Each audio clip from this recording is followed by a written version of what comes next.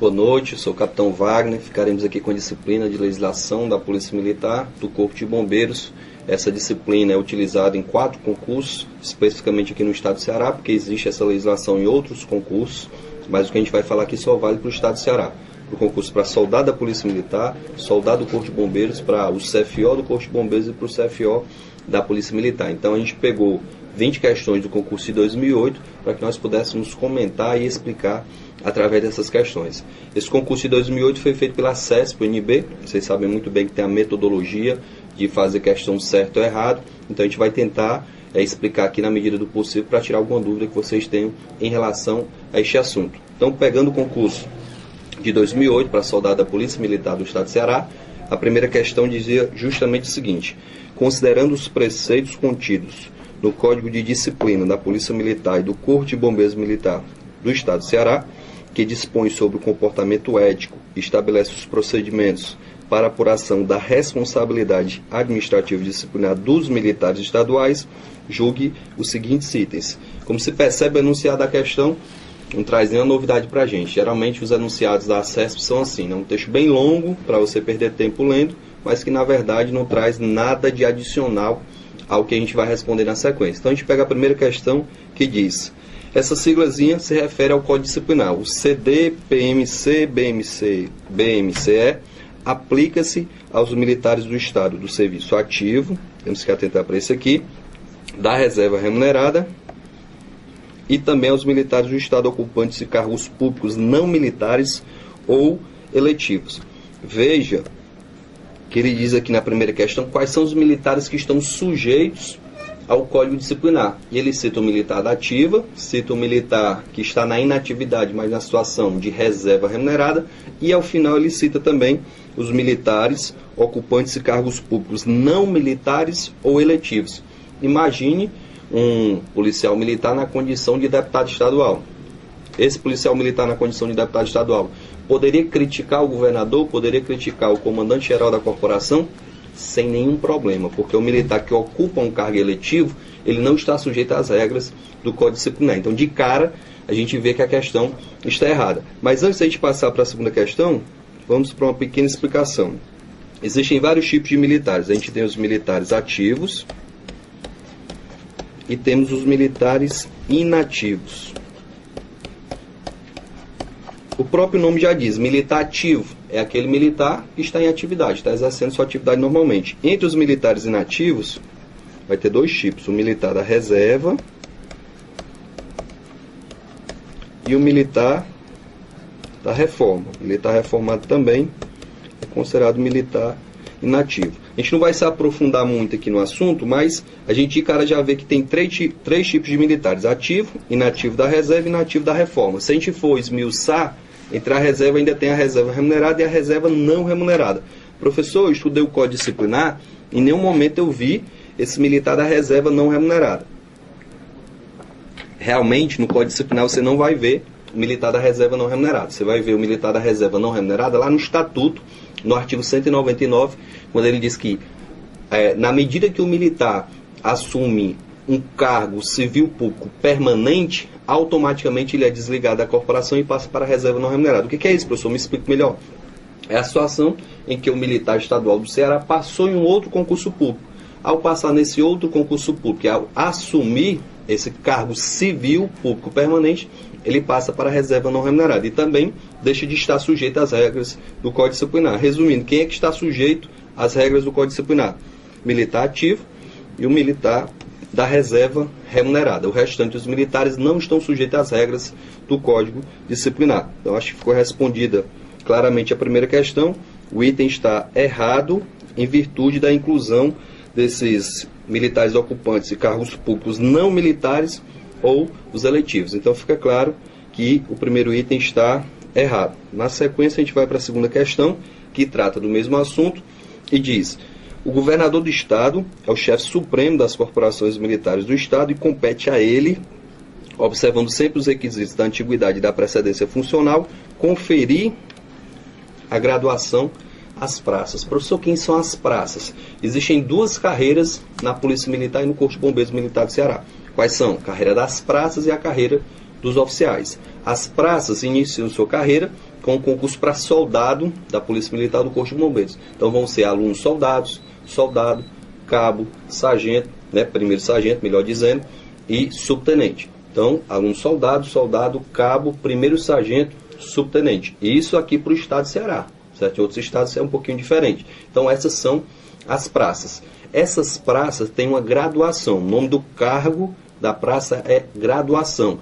Quem é que confere essa graduação às praças? Comandante-geral da corporação. É quem confere a graduação a uma praça. Comandante-geral é quem promove as praças. Melhor dizendo, né, ficando mais claro, a promoção das praças é conferida, é feita pelo comandante-geral da corporação. Professor, quer dizer que o governador então não faz isso, não promove. O governador promove. Mas vai promover quem? O governador promove os oficiais. Quem são os oficiais? Do primeiro tenente ao coronel. Então, para a sequência, vamos lá relembrar a questão da hierarquia, vendo aqui os graus hierárquicos. Deixa eu apagar aqui o nosso quadro em branco para a gente poder ver a sequência dos graus hierárquicos. Começam lá nas praças até os oficiais. A gente sabe que a menor hierarquia é de aluno soldado e a maior vai ser a de coronel. Então a gente vai ter que acima o coronel. Abaixo do coronel eu tenho o tenente coronel.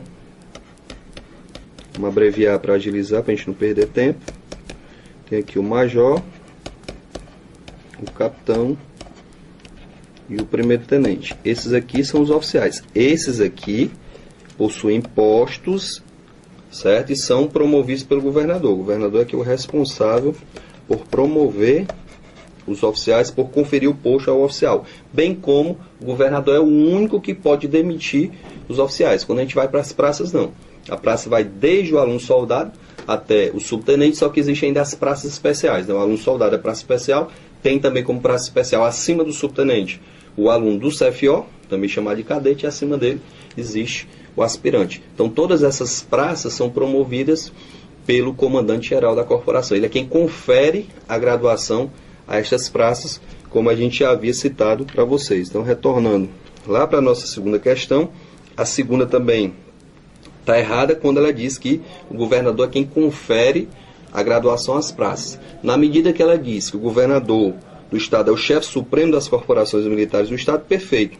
Quando ele diz, compete a ele, observando sempre os requisitos da antiguidade e da precedência funcional, conferir a graduação às praças, está completamente errado, até porque não existe promoção por precedência funcional. Existe promoção por antiguidade e por merecimento, são as promoções ordinárias. Extraordinariamente, a praça pode ser o oficial promovido por bravura ou pós-mortem, são as promoções extraordinárias.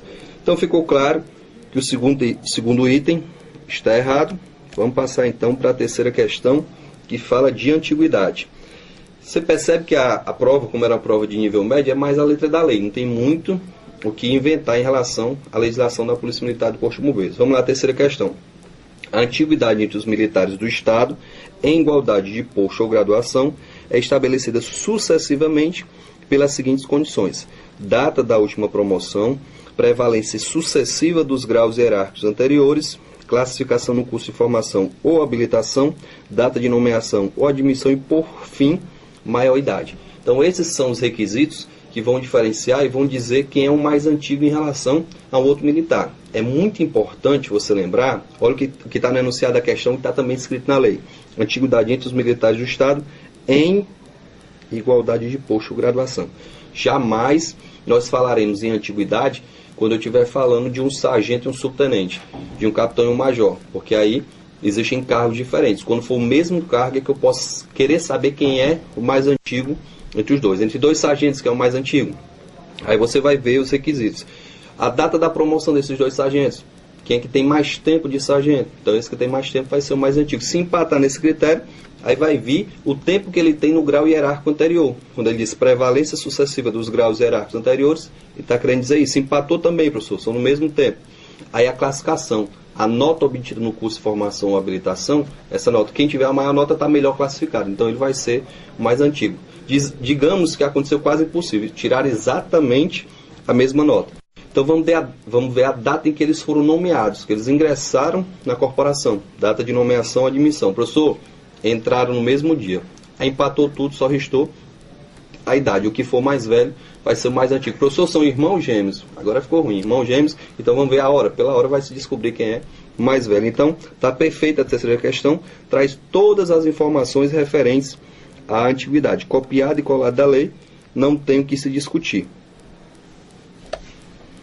Indo agora para a quarta questão, ela vai trazer o conceito para a gente de deontologia, que está lá no artigo 6º do Código Disciplinar. O que é deontologia, professor? Em outras palavras, deontologia nada mais é do que a ciência que estuda os valores éticos e valores morais do militar. Então, a deontologia militar estadual é constituída pelos valores e deveres éticos traduzidos em norma de conduta que se impõem para que o exercício da profissão do militar atinja plenamente os ideais de realização do bem comum. Reúne princípios e valores úteis e lógicos a valores espirituais superiores, destinados a levar a profissão à condição de missão. Copiado e colado do artigo 6º, não tem nem o que o professor comentar, a gente só pode colocar um C na quarta questão e passar para o quinto item dessa prova de 2008. Quinto item diz: os deveres éticos emanados dos valores militares estaduais e que conduzem à atividade profissional sob o signo da retidão moral incluem, primeiro, dedicação em tempo integral ao serviço militar, buscando com todas as energias o êxito e o aprimoramento técnico, profissional e moral. Segundo, abstenção do uso do posto, graduação ou cargo para obter facilidades pessoais de qualquer natureza ou para encaminhar negócios particulares ou de terceiros. Próximo, exercício constante da função pública com honestidade, não aceitando vantagem indevida de qualquer espécie. Eu costumo comentar em sala de aula que o artigo 8º, ele sempre cai em concurso. E nesse concurso de 2008, ele foi muito explorado. Foram 3 questões do artigo 8º. A primeira delas é essa aqui. O artigo 8º fala dos deveres dos militares estaduais. Então, a primeira questão do artigo 8º cita vários deveres dos militares estaduais. Aqui também fica difícil a gente errar, a não ser que você se confunda em relação a alguma palavra. Veja só, os deveres éticos emanados dos valores militares estaduais que conduzem a atividade profissional sob o signo da retidão moral inclui, primeiro, dedicação em tempo integral ao serviço militar. Não há dúvida de que o militar, seja ele policial militar ou bombeiro, não pode exercer nenhuma outra atividade. Professor, mas tem um policial militar ali que faz segurança privada. Na prática, não responda a sua prova pela prática.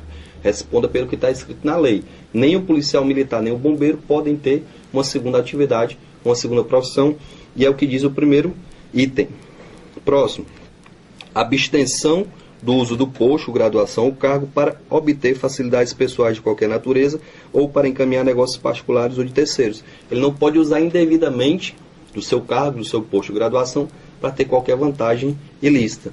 E para concluir, praticamente com a mesma informação, ele também deve evitar o exercício constante da função pública. Aliás, ele deve exercer constantemente a função pública com honestidade, não aceitando vantagem devida de qualquer espécie. Isso aí é para qualquer trabalhador e mais ainda para o policial militar e para o bombeiro militar. Então, perfeita a quinta questão, nenhuma dúvida. Vamos passar agora para a sexta. Sexta questão, ainda tratando do Código Disciplinar, foram 10 questões do Código Disciplinar e 10 questões do Estatuto, né? Concurso de 2008. Concurso de 2012 foram muitas questões. Esse aqui só foram 20, mais 2008 foram muitas questões, se eu não me engano, 60 questões só de legislação da Polícia Militar e do Corpo de Bombeiros. Mais a metade da prova foi só legislação da PM e Corpo de Bombeiros. Vamos lá. Sexta. Aos militares do Estado da ativa são proibidas manifestações coletivas de caráter reivindicatório ou de cunho político partidário e em relação a atos de superiores. Veja que a sexta questão trata ainda do artigo 8º, segundo item que fala do artigo 8º. E aqui ele está falando da questão das reivindicações dos militares. Outra coisa, já falei para vocês, nunca confunda a prática com a teoria. Todo dia você deve estar assistindo na televisão as greves das polícias militares, você deve estar assistindo as manifestações, as passeatas dos bombeiros lá no Rio de Janeiro, você deve ter visto, a greve da Bahia, a greve aqui do estado de Ceará. Isso aí acontece na prática, mas a lei proíbe qualquer movimento reivindicatório ou de cunho político partidário. Então a sexta questão, ela traz essa proibição especificamente para o militar ativo. Está dizendo aqui que aos militares do estado da ativa são proibidas manifestações coletivas de caráter reivindicatório ou de cunho político partidário. E em relação a atos superiores, vocês sabem que tem exceção em relação ao cunho político partidário. O militar pode, inclusive, usar sua designação hierárquica quando candidato. Candidato a vereador, Cabo João, candidato a deputado, Capitão Wagner, eu mesmo fui candidato a deputado e utilizei essa designação sem nenhum problema. Então, como candidato, não existe problema. Para qualquer outra situação é que vai ser proibido. Então, a sexta questão traz também um item correto. Vamos lá para a sétima. Ao militar do Estado em serviço ativo, de novo, amarrou para o militar ativo. É verdade, é proibido exercer atividade de segurança particular e de comércio, ou integrar administração ou gerência de sociedade empresária, ou dela ser sócio ou participar, exceto como acionista, cotista ou comanditário. Mais um item do artigo 8º. Terceira questão que se refere ao artigo 8º. A gente viu lá na nossa quinta questão que ele dizia que o militar devia dedicação em tempo integral à corporação, não podia ter uma outra atividade.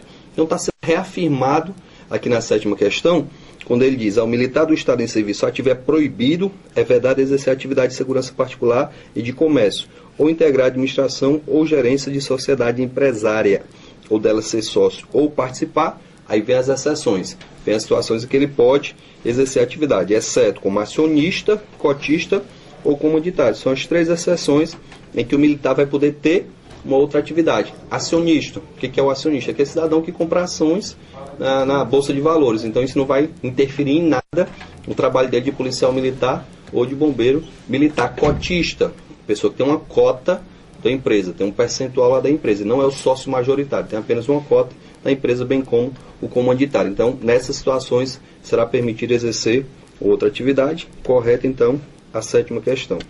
Vamos lá para a oitava. O professor vai acelerar um pouquinho, porque tem um tempo, a gente tem que respeitar o tempo. A oitava diz: a disciplina militar traduz-se no exato cumprimento dos deveres, em especial na rigorosa observância e acatamento integral das leis, regulamentos, normas e ordens, na obediência às ordens legais dos superiores, no emprego de todas as energias em benefício do serviço e nas manifestações espontâneas de acatamento dos valores e deveres éticos. Como eu falei para vocês, essas provas da CESP para a Polícia Militar, a gente viu isso tanto em 2008, como viu também agora em 2012, são provas que copiam e colam o que está escrito na lei. Muitas vezes se modifica uma palavrinha ali para tornar o item errado, mas na regra geral as questões são copiadas e coladas da lei. E foi o que aconteceu aqui. Copiou-se e colou-se o que está escrito no artigo 9º. O artigo 9º dá o conceito de disciplina, que algumas pessoas confundem com o conceito de hierarquia, que está lá no artigo 3º. Hierarquia é a divisão dos cargos: coronel, major, soldado, sargento, isso aí é hierarquia. Já a disciplina é você obedecer à hierarquia, obedecer às leis, às normas, regulamentos. E aqui na questão 8, para não gerar nenhuma dúvida, porque o artigo 9 ele deixa uma dúvida quando ele diz acatamento integral das ordens. Todas as ordens não. Somente as ordens legais é que devem ser acatadas. Então ficou perfeita a questão 8, copiado e colado que está escrito no artigo 9. Por isso, mais um Czinho aqui na oitava. Nona questão. O militar do Estado é o único responsável pelas decisões que tomar e pelos atos que praticar, inclusive nas missões expressamente determinadas, bem como pela inobservância ou pela falta de exação no cumprimento de seus deveres. Só aí já gera uma dúvida, mas vamos ler o restante. Portanto, o superior hierárquico não responde solidariamente na esfera administrativa disciplinar com o seu subordinado, nem incorre nas sanções da transgressão praticada por ele. Pessoal, a nona questão, ela já gera uma dúvida quando fala que o militar é o único responsável pelas decisões que tomar ou pelos atos que praticar. Quando o subordinado recebe uma ordem do superior e cumpre essa ordem sendo uma ordem ilegal, há uma responsabilidade solidária. Responde o subordinado e responde o superior por aquele ato. Então, de cara, o item fica errado, sem se alongar muito os comentários, porque tem mais 11 questões. Então, a nona de cara está errada. Vamos lá para a décima. Ainda em relação ao Código Disciplinar, são consideradas transgressões militares graves usar de força desnecessária no atendimento de ocorrência ou no ato de efetuar prisão e agredir física, moral ou psicologicamente preso sob sua guarda ou permitir que outros o façam. Quando a gente fala das transgressões graves, muitas vezes o candidato, o aluno, ele se confunde em relação a essas transgressões, na classificação de leve, médio ou grave. Quando a gente fala das graves, fica muito fácil identificar. Quando é que uma transgressão vai ser grave? Quando atentar contra os direitos humanos fundamentais do cidadão. Quando for um fato desonroso. Quando for um ato atentatório às instituições nacionais ou aos poderes constituídos. Professor, onde é que eu encontro essa informação? Parágrafo 2º do artigo 12, ele amarra as transgressões graves. Então você vê que quando ele agrediu fisicamente uma pessoa sem necessidade, está atingindo o direito humano fundamental. Então é lógico que a questão está correta. Vamos responder às 10 do Estatuto. O enunciado da questão não vou nem ler, porque não traz nada de importante. 11. O militar estadual que, embora efetivo e classificado no quadro de organização e distribuição de uma organização policial militar ou de bombeiro militar, venha exercer atividade funcional em outra organização militar, ficará na situação de adido. Muitas pessoas confundem o adido com o agregado. Mas o que é o adido? Se você pegar a palavra à disposição, você tira o adido de à disposição. Adido é um militar que trabalha no quartel A, está à disposição de um quartel B. É só isso. O agregado é totalmente diferente. O agregado pode até estar fora da estrutura da corporação. O agregado pode estar à disposição do governo federal, pode estar à disposição do governo municipal, pode estar de licença, tratamento de saúde. Então, em várias situações de agregação. Já o adido não. Adido é um militar que está à disposição de um outro quartel perfeito, como está aqui na questão 11. Questão 12. É vedado, é proibido ao militar estadual fazer parte de associações de natureza sindical ou político-partidária, ou mesmo de associações que não causem prejuízo para o exercício do respectivo cargo ou função militar que ocupe na ativa. A questão 12 começou muito bem. O cidadão que elaborou disse que o militar ele não pode participar de associação com caráter sindical ou com cunho político-partidário. Perfeito, o militar realmente não pode ter vínculo sindical ou político-partidário, pelo menos enquanto estiver na ativa, porque inativo não há nenhum problema. Mas não há nenhuma proibição de que você participe de uma associação de bairro ou de uma associação de militares, realmente sem nenhum vínculo com o sindicato ou cunho político-partidário. Então está errado aqui na parte final, quando diz aqui, mesmo de associações que não causem prejuízo para o exercício do respectivo cargo. Então ficou errado em virtude da parte final da questão. 13. Não será computado, não será contado para nenhum efeito o tempo que o militar estadual ficar afastado do exercício de suas funções em consequência de ferimentos ocorridos durante o serviço, ou mesmo quando de folga em razão da preservação de ordem pública, de proteção do patrimônio e da pessoa, visando a sua incolumidade em situações de risco, infortúnio ou de calamidade, bem como em razão de moléstia adquirida no exercício de qualquer função militar. Perceba, como eu falei, muitas vezes copia-se e cola a lei, muda-se só uma palavrinha, aqui não mudou, acrescentaram. Se você pegar o texto da lei e tirar a palavra não aqui do comecinho, da questão 13, se você tirar esse não, o item fica perfeito. Será computado o tempo, tirar o não, tirar isso aqui. Certo? Porque todo esse tempo vai contar, é lógico que vai contar. O militar estava em serviço e de serviço ele vai se machucar. Então tem que contar para todos os efeitos. A 13, errada. Vamos lá, que o pessoal aqui no estúdio está me acochando, está dizendo que eu só tenho 5 minutos, pessoal. Vamos lá, 14ª. O falecimento de militar estadual da ativa acarreta o desligamento ou exclusão do serviço ativo a partir da data da ocorrência do óbito. Muito simples a questão 14. Está se dizendo que no momento que o militar morreu, no momento que ele vier a óbito, ele automaticamente vai ser desligado do serviço ativo. Certo? Então o desligamento do serviço ativo vai ocorrer a partir da data do óbito, do falecimento. Faleceu o militar, questão de lógica, ele deixa de fazer parte do efetivo ativo. Está correta 14. 15.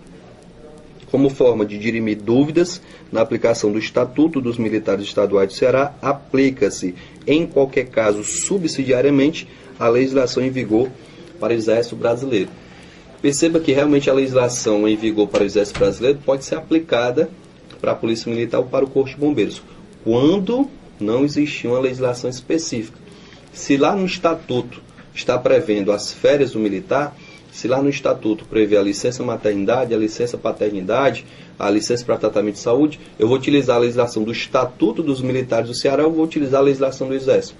É lógico que eu vou utilizar a legislação do Estatuto, que ela é específica. Quando não existir uma legislação para tratar daquele assunto específico, aí sim eu posso utilizar a legislação em vigor para o Exército Brasileiro. Então, só vou utilizar a legislação do Exército quando não existir a legislação em vigor para a Polícia Militar e o Corpo de Bombeiros Militar. Então, o que está errado aqui, esse aqui, ó, em qualquer caso, que tornou o item errado, foi esse em qualquer caso. Questão 16, ainda sobre o nosso estatuto, a 16 diz: a deserção do militar estadual acarreta interrupção do serviço com a consequente perda da remuneração. Se o desertor for capturado ou apresentar-se voluntariamente, será submetido à inspeção de saúde e aguardará a solução do processo. Compete à Justiça Militar Estadual processar e julgar o militar estadual desertor, cabendo ao tribunal competente decidir sobre a perda do posto e da patente dos oficiais e da graduação das praças. Ele traz o conceito de desertor. O conceito de desertor, na verdade, está lá no Código Penal Militar. Ele diz para a gente que o militar desertor, no momento que ele for considerado desertor, a remuneração será cortada. Perfeito. A legislação diz que depois de 9 dias sem aparecer no quartel sem dar satisfação, esse é o conceito de desertor, ele perde a sua remuneração. Mas se ele retornar, para que ele venha a ser demitido da corporação, ele tem que passar por um processo, ele tem que ter o direito à ampla defesa contraditória. Então, retornou, ele passa por uma inspeção de saúde. Aí você lembra lá da demissão da praça. Retornou, na inspeção de saúde foi considerado incapaz definitivamente para o serviço militar. Demitido. Demitido, professor? Demitido porque ele estava na condição de desertor. E se ele for considerado capaz ainda, ele vai aguardar o processo. Se ao final do processo ele for condenado, aí sim ele vai ter a perda do seu posto de patente, se for oficial, e a perda da graduação, se for praça. Perfeito, então, a questão 16. Vamos lá para 17. Questão 17 trata da demissão do militar estadual e diz que ela se efetuar a pedido do interessado e será concedida mediante requerimento com a indenização das despesas relativas à sua preparação e formação quando contar com menos de 5 anos de oficialato ou 3 anos de graduado. Perceba que o termo demissão, ele se enquadra na situação que você está. Você que não é funcionário público ainda, você está na empresa e quer sair da empresa. Então você pode pedir demissão. Na Polícia Militar e no Corpo de Bombeiros Militar do Ceará, ninguém pede demissão. Você pode até ser demitido, mas não a pedido, somente ex officio. Se você quiser sair da corporação, na verdade você tem que pedir exoneração. Aí realmente, se eu pedir a minha exoneração, eu posso ser obrigado a pagar uma indenização, um valor correspondente à questão da minha preparação. Se oficial com menos de 5 anos pedindo para sair, aí eu pago a indenização. Se for praça com menos de 3 anos também, teria que pagar a indenização. Então a 17 se torna errado quando diz que a demissão ocorre a pedido. Se aqui nós tivéssemos exoneração, o item estaria quase que perfeito. Quase que perfeito por quê, professor? Porque aqui no final ele está falando para a gente que quando o oficial contar com menos de 5 anos de oficialato, mas quando se refere ao oficial de saúde, capelão complementar, aí o período não é 5 e sim 3 anos. 18ª, a transferência para a reserva remunerada a pedido será concedida mediante requerimento do militar estadual que conte com 53 anos de idade e 30 anos de contribuição, dos quais, no mínimo, 25 anos de contribuição militar estadual ao SUSPEC, ao Sistema Único de Previdência Social, dos servidores públicos civis e militares, dos agentes públicos e membros de poder do Estado do Ceará. Para você pedir sua aposentadoria, porque a reserva remunerada é a aposentadoria do militar. Ele pode pedir a sua reserva remunerada quando ele tiver no mínimo 53 anos de idade e tiver no mínimo 25 anos de contribuição ao SUSPEC, bem como 30 anos no total. Então, ele tem que ter 30 anos de contribuição. Desses 30, pelo menos 25 tem que ter sido como militar contribuindo ao SUSPEC. Professor, já contribuía para o SUSPEC, mas era professor do Estado. Não, então nesse caso não vale. Você tinha que ter contribuição como militar ao SUSPEC. Então são as condições realmente para que você possa pedir a sua reserva. Você que está entrando na corporação agora. Porque quem já estava antes de 2006, ao pedir sua reserva remunerada com menos de 53 anos, não vai ter nenhum problema. Porque essa exigência da idade acontece de 2006 para cá. Então são as duas exigências para você pedir a sua aposentadoria. Idade mínima 53 anos e no mínimo 30 anos de contribuição, sendo que desses 30, 25 tem que ter sido como militar ao SUSPEC, correto? Então, a 18, vamos lá para as duas últimas. 19. Agregação é a situação em que o militar estadual, em serviço ativo, deixa de ocupar vaga na escala hierárquica do seu quadro, nela permanecendo sem número. Citou o conceito de agregação, agora vai dizer: a agregação ocorre quando o militar tomar posse em cargo, emprego ou função pública civil temporária não eletiva, inclusive da administração indireta, e é contada a partir da data da posse no novo cargo, emprego ou função, até o retorno à corporação, ou transferência de ofício para a reserva remunerada. Aqui, 19, ele citou o conceito de agregação e logo em seguida ele deu um exemplo do que seria agregação. Então ele citou o conceito, está perfeito. Agregado é um militar que deixa de ocupar o seu cargo, deixa de ocupar a sua vaga porque ele está fora da estrutura da corporação, ou porque está de licença, ou porque está à disposição de um órgão municipal, estadual, federal. Existe um motivo para ele não estar ocupando a sua vaga na escala hierárquica. Foi citado um exemplo justamente dele ocupar o cargo civil. Veja só, a agregação ocorre quando o militar tomar posse em cargo, emprego ou função pública civil temporária e também não eletiva. Importantíssimo, civil, temporária e não eletiva. São as três informações importantes. Civil por quê? Porque se for militar, uma função militar, ele não vai ser agregado, certo? Temporária por quê? Porque se for uma função civil permanente, lembre no começo do vídeo que eu disse para vocês que ao assumir uma função civil permanente, o militar vai para a reserva não remunerada. E no final ele diz também que tem que ser um cargo não eletivo, porque se for um cargo eletivo, o militar tem que ir para a reserva remunerada proporcional. Então está perfeita a 19 o conceito de agregação. Para concluir, vamos lá para 20, bem extensa a questão, assusta, né, o tamanho da questão, mas não tem nada de difícil aí para a gente. Olha só, vai falar da promoção da praça. Um concurso para soldado, ele falou da promoção da praça. Logicamente, se você for fazer um concurso para oficial, você tem que ter uma atenção especial para a promoção dos oficiais. Então vamos lá. A promoção da praça é a elevação à graduação imediatamente superior àquela em que se encontra o militar estadual, realizada mediante o preenchimento seletivo das vagas existentes nas graduações superiores, visando atender às necessidades das corporações militares estaduais. Então ele está dizendo para a gente que vai acontecer a promoção quando surgir uma vaga na graduação superior. Sou sargento, só posso ser promovido a subtenente se tiver uma vaga de subtenente. Sou cabo, só posso ser promovido a sargento se surgir uma vaga lá no cargo de sargento. Seguindo, a promoção por bravura é aquela que resulta de atos não comuns de coragem e audácia que, ultrapassando os limites normais do cumprimento do dever, representem feitos de notório mérito em operação ou ação inerente à missão institucional da corporação militar. Muitos alunos em sala de aula dizem: professor, aqueles policiais que fizeram parto na viatura, não era para ser promovidos por bravura? Não, não praticaram nenhum ato de bravura. Foi uma ação meritória, merece elogio, merece medalha, mas eles não arriscaram a vida deles. Eles não ultrapassaram os limites do dever ao estar lá fazendo aquele parto na viatura ou em qualquer outro local. Então tem que haver o risco à própria vida para existir o direito à promoção por bravura. Agora ele vai falar da promoção pós-mortem.